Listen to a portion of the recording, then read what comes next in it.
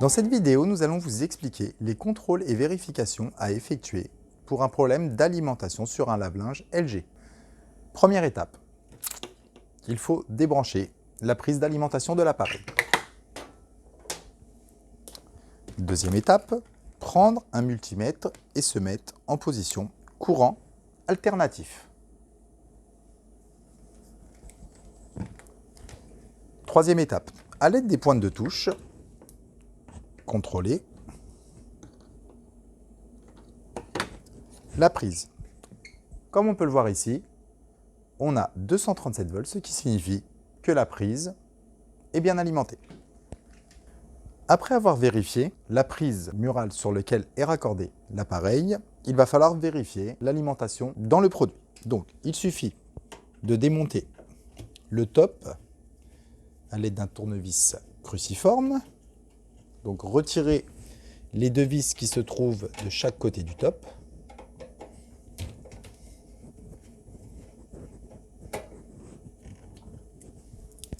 Puis, tirer le top. À partir de cette étape, il va falloir se munir de gants anti-coupure.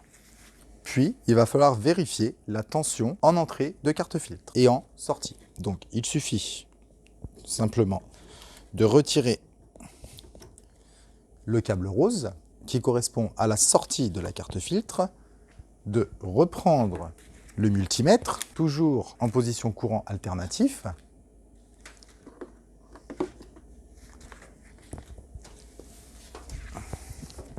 de rebrancher l'appareil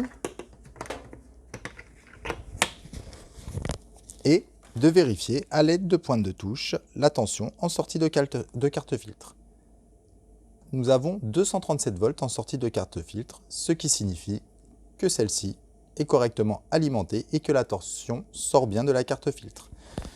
Dans le cas où il n'y aurait pas de tension en sortie de carte-filtre, cela signifie qu'il faudrait procéder au remplacement de la carte-filtre. Comment procéder au remplacement de la carte-filtre? Il suffit simplement de desserrer les deux fils de raccordement à la terre.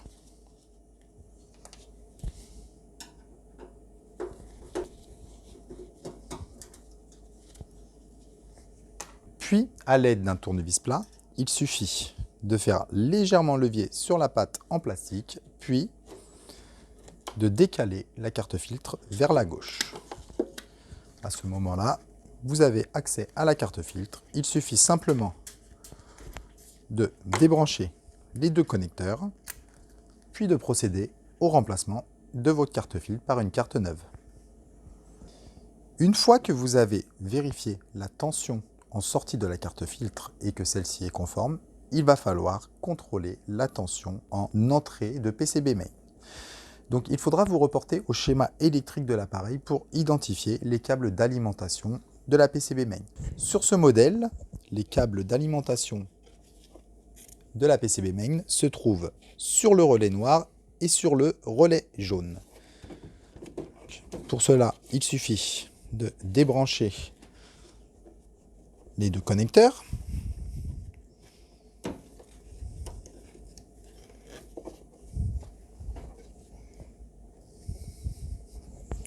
Puis de rebrancher la prise d'alimentation. De reprendre son multimètre toujours en position alternative. De positionner ses pointes de touche sur le connecteur. On peut voir qu'on a 237 volts. Cela nous indique que la tension arrive bien en entrée de PCB main. Dans le cas où vous n'avez aucune tension en entrée de PCB main, il faudra contrôler la continuité du câble entre la carte filtre et les câbles de la PCB main. En vous positionnant sur ohm, une légère valeur ohmique aux alentours de 0,1-0,2 ohm devra apparaître, ce qui signifie que le câblage est correct. Positionnez une pointe de touche sur le câble marron de la carte filtre, puis sur le câble marron du relais jaune. Une légère valeur ohmique aux alentours de 0,1-0,2 ohms apparaît, ce qui nous signifie que le câble est correct. Puis, faire la même vérification pour le câble bleu. Une légère valeur ohmique apparaît, ce qui nous indique que le câble est correct. Vous pouvez également vérifier la bonne continuité du câblage en vous positionnant sur cette position du multimètre. Comment procéder au remplacement de la PCB main? Tout simplement, il suffit de retirer le tiroir à détergent,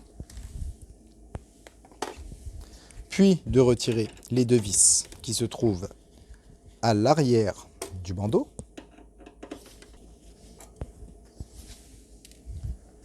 Ensuite, on retire les deux vis qui se trouvent au niveau du distributeur à produit.